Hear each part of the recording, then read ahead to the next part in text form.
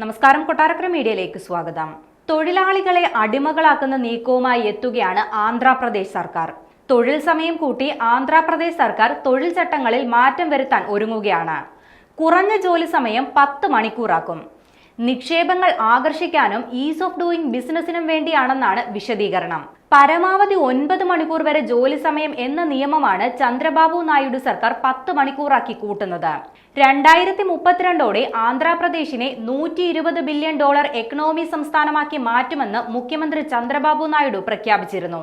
5 മണിക്കൂർ ജോലി ചെയ്താൽ 1 മണിക്കൂർ വിശ്രമം എന്നത് 6 മണിക്കൂർ ജോലി ചെയ്താൽ 1 മണിക്കൂർ എന്ന് മാറ്റുമെന്നും ആന്ധ്രാപ്രദേശ് സർക്കാർ അറിയിച്ചു.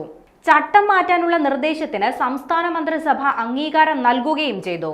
സ്ത്രീകൾക്ക് അനുകൂലമായ രീതിയിൽ രാത്രികാല ഷിഫ്റ്റുകളിൽ ഇളവ് നൽകുന്നത് ആലോചിക്കുമെന്നും സർക്കാർ വ്യക്തമാക്കി.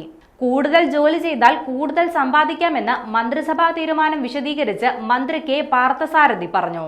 സ്വകാര്യ സ്ഥാപനങ്ങൾക്കും ഫാക്ടറികൾക്കുമെല്ലാം നിലവിലെ നിയമം ബാധകമാകും. ഈ തീരുമാനത്തിനെതിരെ നിരവധി ട്രേഡ് യൂണിയനുകൾ രംഗത്തെത്തിയിരുന്നു. തൊഴിലാളികളെ അടിമകളാക്കുന്ന സമീപനമാണെന്ന് ട്രേഡ് യൂണിയൻ നേതാക്കൾ അഭിപ്രായപ്പെട്ടു. തൊഴിലാളി വിരുദ്ധ നീക്കത്തിൽ നിന്ന് പിന്മാറണമെന്ന് CPM സംസ്ഥാന സെക്രട്ടറി വി ശ്രീനിവാസ റാവു ആവശ്യപ്പെട്ടു. 8 മണിക്കൂർ എന്ന സമയം നേരത്തെ 9 മണിക്കൂറാക്കി വർദ്ധിപ്പിച്ചിരുന്നു. ഇതാണിപ്പോൾ 10 മണിക്കൂറാക്കി വീണ്ടും ഉയർത്തിയിരിക്കുന്നത്.